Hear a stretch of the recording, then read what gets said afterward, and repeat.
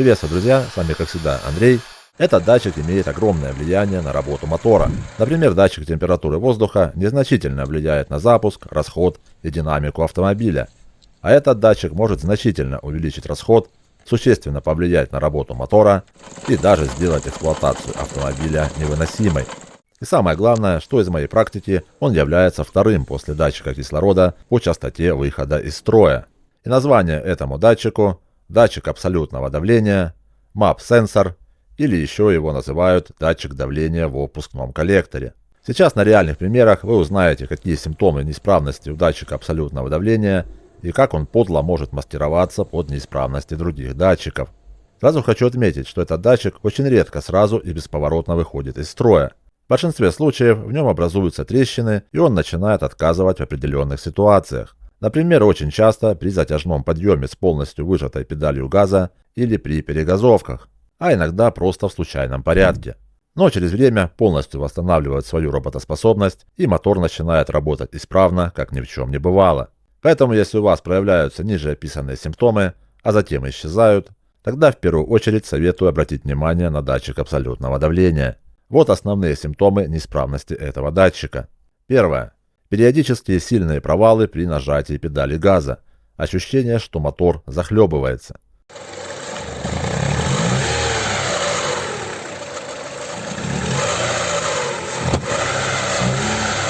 Второе. Ощутимое дергание автомобиля при нажатии или отпускании все той же педали газа. Третье. Неустойчивая работа на холостом ходу. Причем это не легкое подтраивание или плавание оборотов, а довольно серьезные нарушения в работе двигателя. Четвертое. Из глушителя наблюдается черный дым, иногда даже вылетают частички черной сажи. А если на автомобиле отсутствует катализатор, тогда может наблюдаться отчетливый запах бензина. Пятое.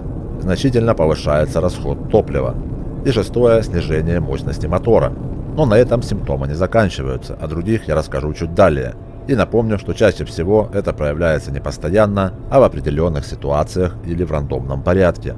На компьютерной диагностике при этих симптомах датчик кислорода начинает указывать на сильно переобогащенную смесь, что неопытными автодиагностами или автолюбителями воспринимается как неисправность топливного модуля, датчика температуры охлаждающей жидкости или даже приговаривают к замене форсунки, считая их негерметичными. Вот так это выглядит на практике. Как мы видим, абсолютное давление в выпускном коллекторе равняется 37 кПа, что вполне нормально, и затем оно резко становится 93 кПа. При этом у нас обороты мотора были в норме, а после этого становятся очень нестабильными. И при этом датчик кислорода начинает указывать на очень переобогащенную смесь.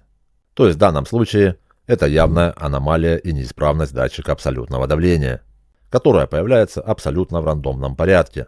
С данными ситуациями за свою практику я встречался огромное количество раз на абсолютно различных автомобилях. На сайте данная ситуация описана на автомобиле Golf 4, а на данном канале я уже не один раз показывал данную ситуацию, в том числе на автомобиле Chevrolet Lachetti с мотором 1.6 и на автомобиле Chevrolet Lachetti с мотором 1.8 SET.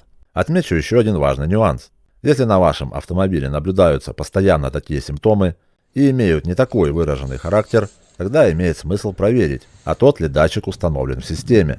Нередко в своей практике я сталкивался с тем, что на автомобиле установлен неправильный датчик. По внешнему виду они многие одинаковые, но имеют разные характеристики, что приводит к искажению показателей. Но на этом признаки неисправности датчика не заканчиваются. Дело в том, что на большинстве автомобилей этот датчик выполняет еще и функцию датчика барометрического давления. Если он неправильно определяет это давление, тогда к вышеописанным симптомам может добавиться еще и затрудненный запуск двигателя. Как это можно проверить? Для этого к автомобилю необходимо подключить любую диагностику, подойдет даже обычный ELM 327, и сравнить его показания с прогнозом погоды в вашем регионе. Они должны полностью совпадать. Где установлен датчик абсолютного давления? Этот датчик чаще всего устанавливается возле впускного коллектора или непосредственно на впускном коллекторе.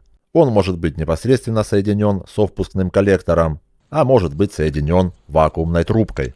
А в некоторых случаях может быть установлен даже внутри блока управления. Когда стоит обратить внимание на эти симптомы и на этот датчик? Дело в том, что датчик абсолютного давления устанавливается на множество автомобилей, но не на все. Типичная бюджетная система управления двигателем может быть построена по трем вариантам.